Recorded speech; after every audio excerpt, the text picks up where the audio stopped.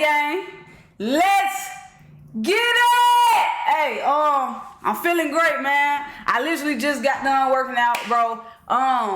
Like literally just now. I ain't got in the shower or nothing. I don't even care. Fuck you talking about. I'm gonna do that shit after this. While I got this shit pumping, while I'm feeling great, I'm like, man, let me just get up here and react. You know what I'm saying? I got my green juice and shit. When they say, if you feeling depressed, bro, go hit the gym, go work out or something. I kind of used to think it was a little bullshit, just a little bit.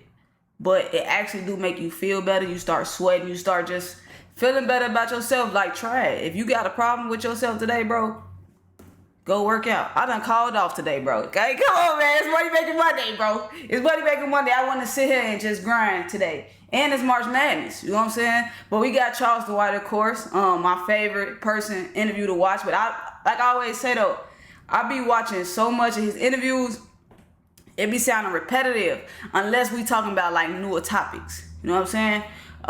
Y'all like for me. Y'all like, cause I'm feeling good and I hope you feeling good. Also, y'all get off Shannon Sharp, bro, saying that he flamboyant out here, bro. That's his business. That's his business, bro. But with all that being said, man, let's get into the Charleston White Season 2 on Real Street Stars, man. You know what time it is. Real life street stars, man. 2024. It's only right that we got the man in here, Mr. Charleston White, back on the couch, back on the blue couch. Yeah, man, I'm back over here. We back to it, man, and it's crazy because, I don't know if this interview that we about to do gonna get us canceled, gonna put us up or down. I don't know.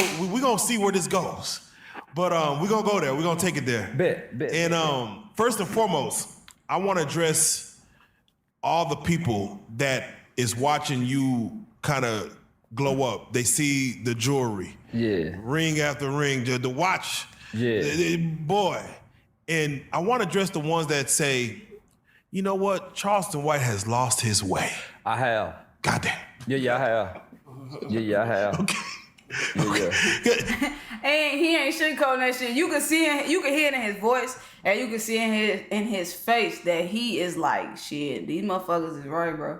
There was some people that was rooting for. And real quick, he seemed like I don't know, maybe because I don't see him on YouTube. I don't see him on really Instagram either. I only really tap in when he really, really go viral or he do these interviews. But he ain't really been tweaking out and shit for real. For you to be like, man, that boy got a message. That boy, he in the streets, he helping these kids, and he's saying, fuck all the rappers. When I came to the internet, I wasn't helping kids. I keep telling people, I came to the internet a frustrated community activist. This was my outlet because I was getting burnt out from working in the community. I never had a message on the internet. It's always been a character. And I've been making that plain and simple. So even though you're getting a message, I don't come to the internet for a message. That's why I'm always arguing and fucking with a rapper. So I target rappers for a reason. Because the character targets rappers. But I never came to the internet for a message. Was there a part of you that secretly wanted to rap? Well, he probably saying like that was just never his plan. But sometimes he got to snap it to the real him. Shit, cause he can't say that it wasn't no messages. The man done changed a lot of people, I think, mentally through this internet, who from one started off hating him to now be like, damn, I see what the fuck he talking about, to where they don't even care about the character. They wait till he snap out and say some real shit. They be like, all right, that's what I was waiting on. Rapper's lifestyle? Because before I came to the internet, homie, I was already buying foreign cars, S550 Benz.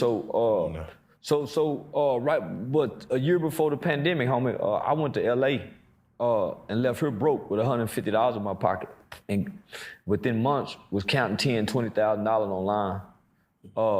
So when I came back from LA, homie, I played Santa Claus with my family. I came back. I bought an S550 Benz, turned around, bought a 750 BMW, bought a GL 450, and this was all cash. So I was already, you know what I'm saying? Then my wife was making $20,000 a month. hauling crude oil and jet fuel for the military. So I was already living a pretty good life, homie. But before I came to the internet, I was bragging about sleeping on an $8,000 duck couch before I became big on the internet. So I've been lost my way. I've been lost my way.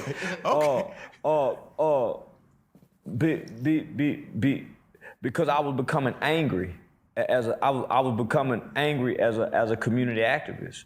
I was becoming frustrated from the lack of support.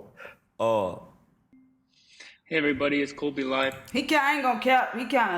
He kind of throwing me off a little bit because it's like one interview he basically saying he was broke as hell, but now he said that he got down. Unless he talking about back in the back of the Maybach when he had the dreads and shit like that, he was broke. But like a little bit before Sean Cotton found him, he probably was getting in his bag. Maybe that's what he's saying. So when I moved to LA, homie, I had already lost my way.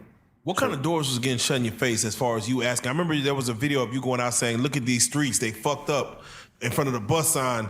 No one's gonna fit like. Yeah, I had filed a massive lawsuit against the city of Fort Worth, TxDOT, and Trinity Expressway. So that's the bus system. So I had a massive lawsuit against the city, the state of Texas, which was TxDOT, in Trinity Express, kind of like the Montgomery bus boycott, right? So people don't know that. So I had partnered with Legal Aid, and under the ADA, the American Disabilities Act, those bus stops wasn't supposed to be put out into the street because you didn't have access as a disabled person. So I had filed a lawsuit. So that's why you had seen me doing that. So I was fighting with the city, so the elders and the seniors and the disabled people can have a safe access to be able to get on the bus. Who put you on the lawsuit game like that? I studied law. I was a pre-law student at Texas Western University, homie. So I've been a law nigga. Yeah. Because I don't know how many lawsuits. That shit really important. I ain't gonna cap. Like if we all just studied the law and just business, like all that shit really is important to learn about, man. That shit'll really help you in the long run. I ain't gonna cap. What would you say you've initiated in your lifetime? At least over more than 2 dozen. And I've never lost. I've never lost a lawsuit. My last one. They told me you better take this money, and I had one, homie. I was working at RSR, a gun store over here off of Trinity, and they were leaving the bullets all on the floor. So when the forklift drivers would run over the bullets would pow. And man, somebody got one of them gone, but would nobody say nothing because they're afraid to lose their job. So nigga, I said, man, that's a safety violation. Nigga, I'm finna sue. And nigga, I had them. But it kept going back to the same Fort Worth OSHA office. And I kept getting these same white investigators. So there's no black investigators at the Fort Worth OSHA office.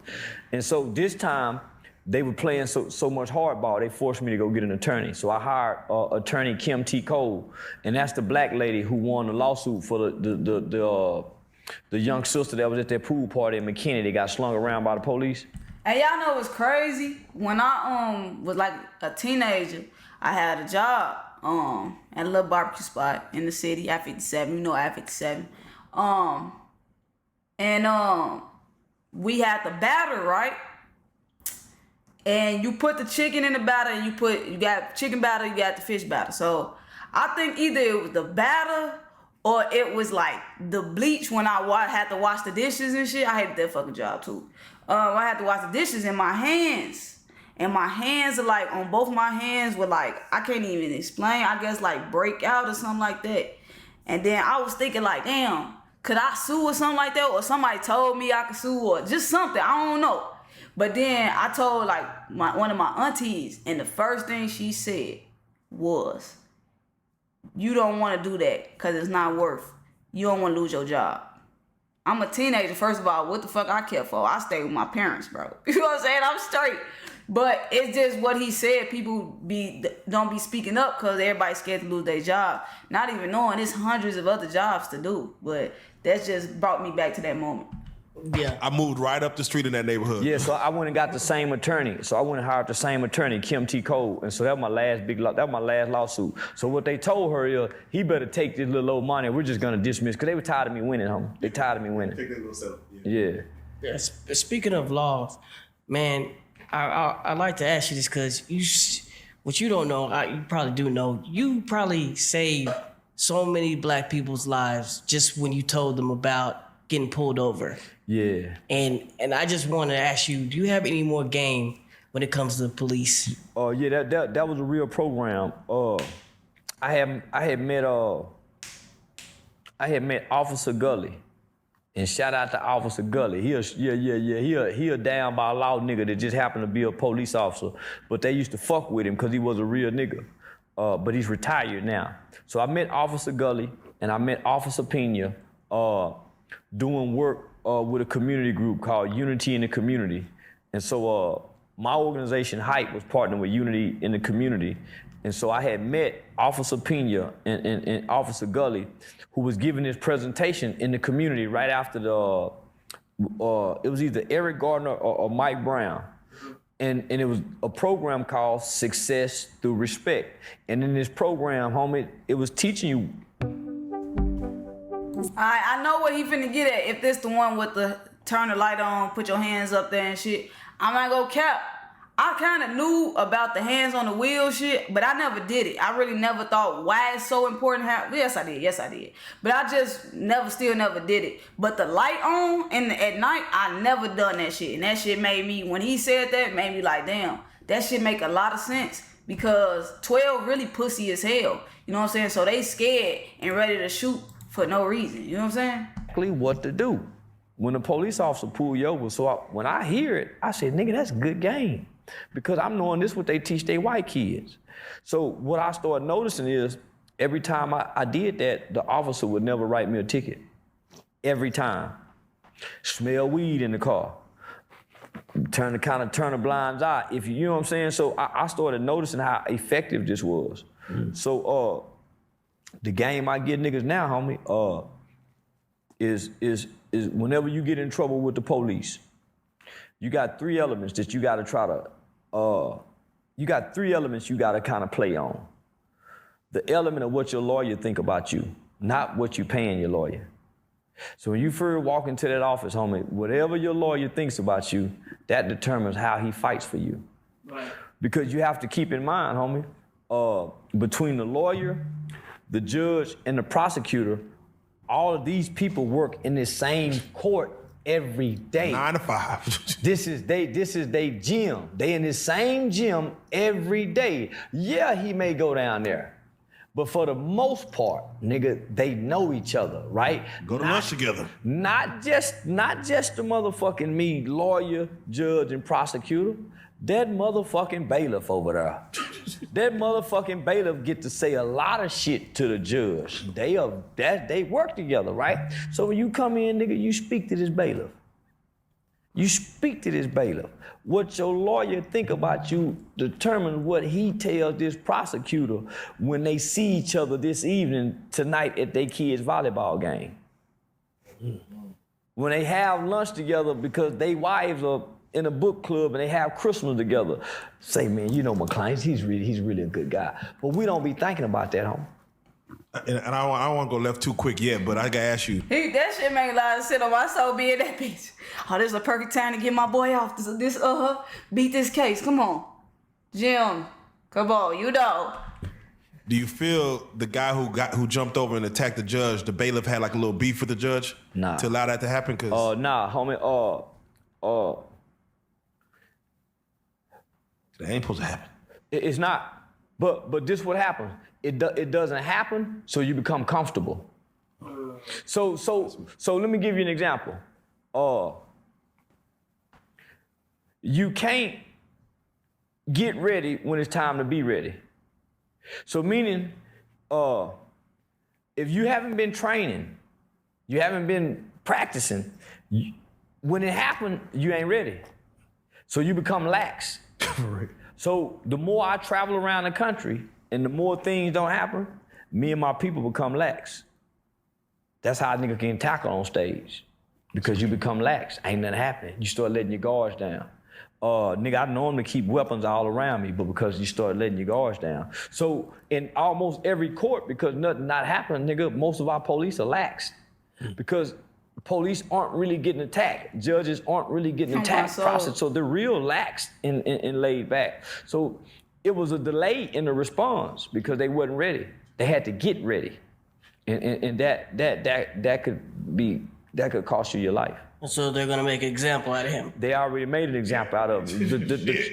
The charge alone, attempted murder. Damn. Yeah, he gave attempted murder. Damn, that's what the fuck he got.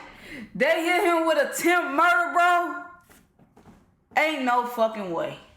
They hit that man with what was he even already charged for? That he got to turn around and get this attempt murder, bro. Charge alone, attempted murder. Oh shit. Yeah, they gave him attempted murder for that. They gave him attempted murder for grabbing his hands around her neck. Which we didn't see, which is... well, they can say anything. Yeah, right. And not only that. I ain't saying folks right, but damn, attempt murder? Shit. They wasn't supposed to allow her to have access to punish him because now she's a victim of a crime, so he shouldn't have went back before her. Yeah, that's wild. But they're gonna allow her to get her lick back. Damn. He should. You see how they get their licks back, bro? That shit crazy, bro. I didn't even know that he had to stand before her again. I know he went back to court and he had the little muzzle or some shit he had. They had his ass on lockdown, but damn, bro. Was it worth it, my guy? Like, what the fuck was... That's what I'm saying. What was he already in there for? No law and sue. He can't sue. Oh, fuck. Homie, once you do something to a law enforcement officer, there's nothing that you can do. Damn. God can't even help you. Damn. So I like to... the guy Markeith Lloyd, who killed the Jacksonville police officer and his girlfriend at the same time. If you read his case file, homie, if you do something to a police officer, you do something to a politician, you do something to a judge, you no longer have rights. Damn. Homie, they do to you whatever they want to do to you. Shit. Markeith Lloyd was brutally sodomized after he killed a police officer. Damn. It's in the court documents. And nothing happened to those sodomizers. They beat his eye out of his head, and they did that on camera. When he came out crawling, They knocked his eye. they knocked his eye out of his head with the butt of the gun. Come on. And when you go on and read those court documents, he was brutally sodomized with a police baton. So if you go back and watch those interrogation tapes, and you see how much pain that man was in. That shit sound fucking like, what the fuck, bro? I don't even know what to feel, bro. Somebody knock your fucking eye out by hitting you in the back of your shit just, and then you just wonder why this side just went out. Like, what the fuck? My lights just cut out on this side, bro. What the fuck? Yeah. While they was interrogating him. They didn't let nobody can come. The doctors can't come now, homie. Oh, man. You just better have your mind made up when you decide to, you better have your mind made up. Speaking of interrogation, that's good game as far as when you get pulled over by the laws. Yeah. When you're getting arrested and they read your Miranda rights and anything can be used against you. Should young black men, let's just say, stick with us, or just young people in general, right? Should they be speaking if it could save them, or should they shut up and get a lawyer?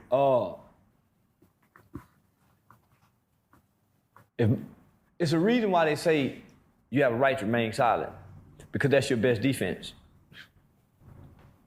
Your best defense. I would say why he asking this question when it's obvious, just shut the fuck up and get a lawyer. But you gotta understand that it's some people that's watching this who really don't fucking know. You know what I'm saying? So I understand. Yes. Don't say nothing.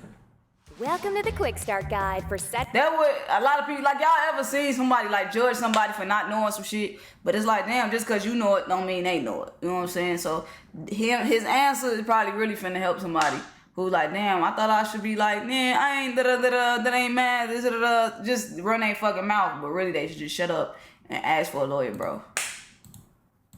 I did nothing.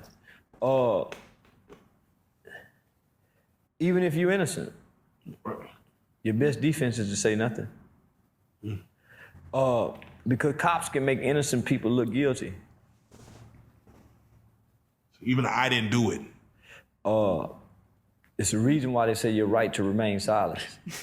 That's your best defense, homie. Yeah. And it's crazy because part of that is like anything that you said can and will be used against you. Not for you, but against you. Like the fact that it says that, like shit.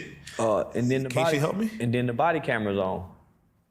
That's real. So every attorney that I've had have always said, don't talk. Don't even tell your side of the story. But naturally, if you hadn't done anything wrong, man, I'm finna tell y'all, man, I ain't done a motherfucking thing. That cop can change a lot, homie, that opinion. Come on. His prejudice, his ideology, his bias, his resentments, you don't know what's in the mind and the heart of that officer.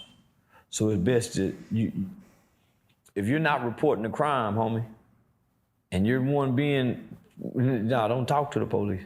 Do you feel like the body cams have saved more lives than lost lives with us, with black people? No, because the police can cut them off at their will. I've seen that. They can cut them off at their discretion. They can put their hand over that motherfucker. They can do it. Homie, they know how to cheat the system. And they do very well at cheating the system. Facts. There's like anybody know how to cheat the system at any job that they do. You just work there long enough, you like, oh, if I do this, they don't even be noticing that. You know, and shit like that. To save an image. Yeah. Should black people become more police officers? Yeah. Yes, G. Yeah, I just was talking about this 2 days ago, bro. I said this shit in a song in like 2018, bro. On my soul, like black people, we talk so much shit about the police, bro. We really need to become them shits, bro. If we won't change, we really need to become them shits. But the problem with us be though, we always be saying we gonna be on bullshit if we be the police though. But I don't know, like stop seeing something so wrong with that shit and become that shit, bro. For real. Yeah. Black people. Community. Yeah. For real. Yeah. For real. So let me ask you, you've been around the country. Your main goal in Dallas-Fort Worth, and Fort Worth in particular, you will have an agenda to save the children. These, focus on the kids, try to get them right. As you've been around the country, you see kids from different cultures, from different areas, from different neighborhoods. Do you feel, now that you've seen more, been around more OGs or adults or whatever, can these kids be saved? Literally, can they? Oh, damn. Nah. For one, they can't read. So how you gonna save them if they're not intellectual? I've seen this around the nation. You moving around. Oh shit. Yeah. Most black children today, homie, they can't read on or above their grade level. Majority of our kids read below their grade levels. Most of our children, they don't value education enough. Or maybe they don't understand the importance of it to be able to save us from where we're headed. We're headed into a direction of no return. And that's crazy too, bro, because yesterday I'm having a discussion and shit at work, and he basically, the easier things become for us, the stupider we get. For example, he asked, like, back in the day, you could have 5 friends. I'm talking about back in the day. How many numbers do you remember off top? But now you don't remember them numbers because the way phones so set up, you just plug a motherfucking number in with their name. You just know the name of your phone. You don't even know the number no more and shit. So which brings me to kids is the texting and shit. They shorten words now, like as hell, ASL, as fuck, ASF. Motherfucker probably don't even know. They trying to curse, but they really don't even know how to spell the damn words. And then Cat Williams said, y'all putting an iPad in front of these fucking kids. They don't even know how to write in cursive. I bet you it's probably a lot of kids who don't know how to write in cursive, bro. On my soul, I remember learning cursive in like 3rd grade or something like that. But now that shit probably just so out the door. They fucking, I don't know, man. This shit just crazy. Writings on the wall. Writings on the wall. Yeah, we're heading to a direction of no return. So even though we won't make good slaves because we don't have the resiliency nor the work ethic that the slaves before us have. We'll make good sex toys. God damn. Fuck. You probably God have damn. for business card. What the fuck? Don't say that shit, boy. What the fuck?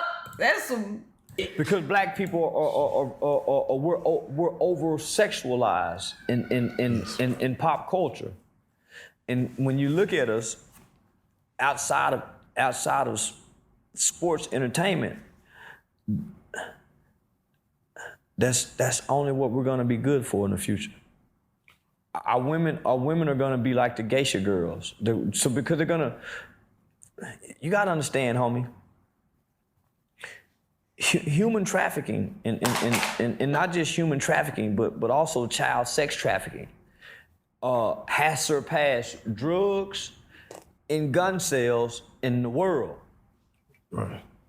Now, America buys 90% of the world's drugs. So not only are we high in the motherfucker, we're overly sexualized. So when you look at black men and women, you don't see, man, I got me a good pilot. Yeah. All you think about is the man with his good dick and the woman with a big fat ass.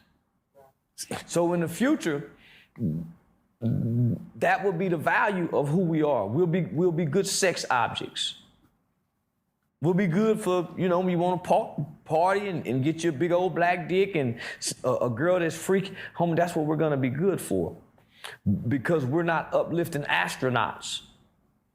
So, let me ask you then, Hey, now I see why in this title, bro got the real Charleston White. I'm definitely want to put that shit, the real. Cause he ain't, like I said, lately he just seemed like he just kind of want to be himself and talk about the shit that he want to talk about shit. He'll pop in with the regular conversations, but he really on some real time right now. speaking of value, when it comes to, and let's just say white culture, from what we know, a man gets a woman pregnant out of wedlock, they're gonna try to hurt and have a marriage, say the baby was conceived after the marriage, they try to get right. The black community, guy gets a girl pregnant, he is not thinking about marrying this woman. It's not a thing that even comes to his mind saying, let me make this a righteous woman before the baby's born, let me give her my last name. What is your thoughts on marriage in 2024 in the black community? I was married to my kid's mother, so I didn't have children out of wedlock. I've been married twice, so I believe in marriage.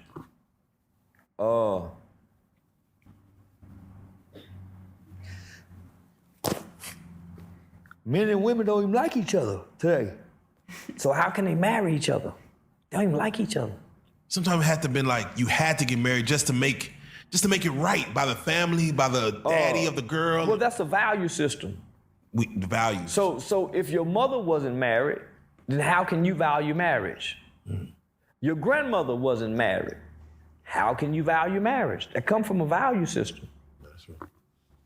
So I remember when I was speaking at college universities, homie. I've spoken to some of the most prestigious college universities in this country. And I used to always ask, hey, why did you come to college?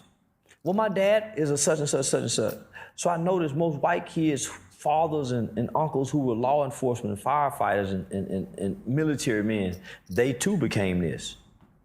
I also noticed white kids in other cultures who parents went to college, they too went to college. I noticed people who come from married families, they too end up married. So it's our value system. How do we know to value marriage? And we've never seen it. Our mother don't value it. Our mother's been having boyfriends. Our mother's been shacking. Man, my mama just got married. But nigga, I ain't seen my mama have a boyfriend in and out the house over the last. I'm sorry, bro. I'm sorry. But this nigga Hoodie say, what? If you want your pockets to swell, tell bro. This nigga crazy. Where this man get this hoodie from, gang? Who hoodie is this shit, bro? He probably really got this shit made. I'm sorry, that shit is coming to like, hold on. What the fuck? 40-something years. But we value, man. Nah, my mom been a single, but she had a boyfriend, but them niggas ain't coming in and out the house. So we value marriage over here. Since my grandfather, I'm the first male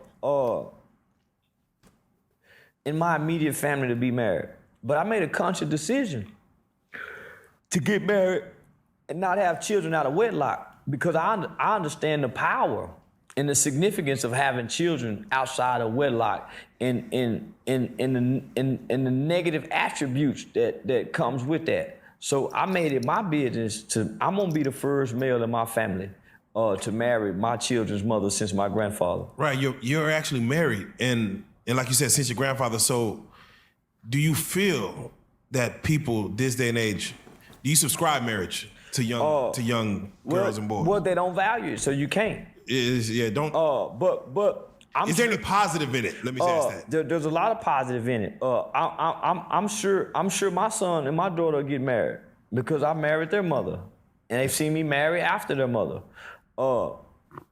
It is my sincere belief that if two people aren't married, then God can't bless y'all together. Oh man, come on. He can bless y'all individually. He can bless you separately. He can bless her separately. But to bless the union, he can't. It's not of God. So you nigga, y'all living. So you and this person loving, so y'all loving each other at a fault. How y'all feel about marriage, man? How y'all feel about it? Me personally, I don't care for it. I'm not 100% against it. You know what I'm saying? Like, you know, if she the one, bro. Like, fuck it, I want to do this. But my experience of marriage people, they all unhappy. And it ain't even just marriage, it's just relationships in general, bro. People just don't be happy. They don't be liking literally don't be liking who they with. How he say girls and boys don't be liking each other. When people get in relationships, you would think they is ops, bro. And it just be crazy. I done heard somebody say like, I don't want to be with her and still with her to this day. It just be crazy. And that's just not something that I want to go through. So I just make sure I'm happy, bro. Cause I ain't finna be settling for nothing or just like forcing some shit and just being unhappy, bro. That's just, so how y'all feel about marriage, man? That causes y'all to have I'm gonna say bad luck. I ain't gonna say it to cause, because nigga, there's nothing that y'all can be blessed with as one. Some people get married for business though, like business reasons. Well, like, no matter your reason, there's still a covenant. It's still a covenant, yeah. No matter your reasons, good or bad, for getting married, you get blessed for the covenant. It's a blessing to come with that, homie. That's true. Do you believe that like we need an actual priest or something to bless the marriage, or? Right. Yeah, you gotta have a ordained minister or some type of yeah.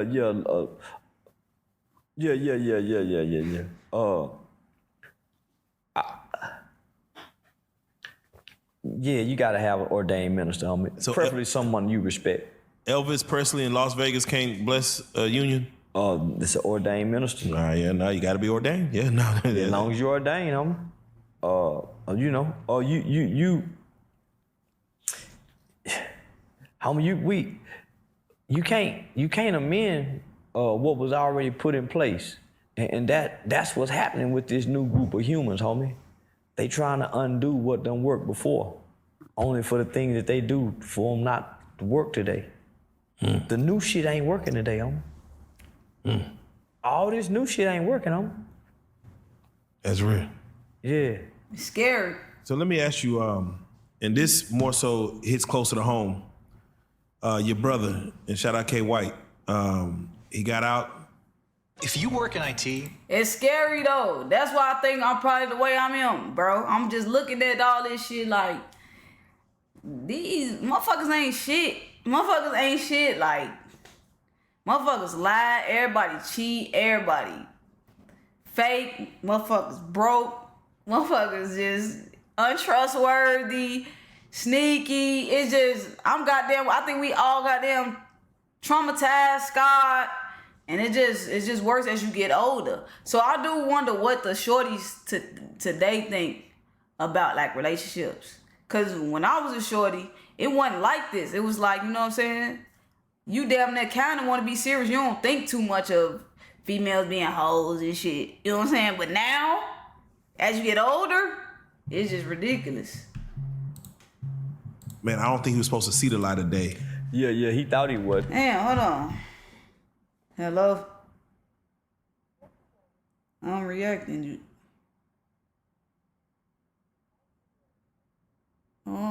This one real quick. I'll call you back. Alright. But Yeah, he thought he was. He was up under the old law. So he supposed to been home. And he got out, and there was a post you made, or it was I think an interview went on talking about where, you know, he was able to get right, get to it, start getting educated, got a car. I mean, getting. He graduated barber school. Got him one of them European fancy cars. Do you like? Was your brother in need of rehabilitation? Do you feel? He used to talk crazy about it. Yeah, I don't think he rehabilitated. I think he bullshitted. Yeah. I think he full of shit. Gee, this juice, the one that she just made these, bro, this shit got a lot of shit in it, man. Them other ones was, y'all don't care, but I'm just saying, I just gotta get that shit off. I don't think none of them niggas be rehabilitated. Happy to be out. Yeah, they just trying to fit in. Man. Homie, you can't be gone 31 years out of society and think, homie, you can't rehabilitate a man. He went in as a boy. And prison don't offer rehabilitation. Prison just offer programs. You have to self-evolve. You have to, homie, you have to. Yeah, that's a different kind of journey. Yeah, that's a different kind of journey. But now I don't think that nigga rehabilitated because he ain't started. That nigga didn't start trying to do right until 27 years in. I mean, my brother fucking up in prison 26 years. He did 31 years. That nigga ain't been doing good. Man, just after you start kind of building your little situation? Man, that nigga been gone. He was just in trouble 2 years ago in prison. Oh, shit. Shit. Yeah, that nigga was in trouble 2 years ago in prison. But he had never been free as an adult. So he don't know what it's like to be free as an adult. So what ends up happening is, homie, you give a person something that they never had. And they begin to appreciate the things that they never had. Right. You see what I'm saying? So nigga never had freedom. Nigga been locked up all his life. Nigga appreciate freedom. So now I think he's transitioning, but to rehabilitate, nah, homie. It's too much trauma in prison. All right, I'm gonna stop it right there, man. The real Charleston White. What we just touched on? Marriage. What to do when the police pull you over, bro, and him losing his way real quick. Yeah, this seemed like a good interview. I ain't gonna care so far. He not, like I said, he not playing. He not on here trolling. But they ain't touching on topics though. Like I said, I see it say they touching on Wendy Williams. I don't know who Risa Tessa is, Umar, and more. You know what I'm saying? But part 2 coming soon. Like, comment, subscribe, all that. Appreciate y'all for 14K. I should have started that off with that, but you know how it go. But catch you on that reaction.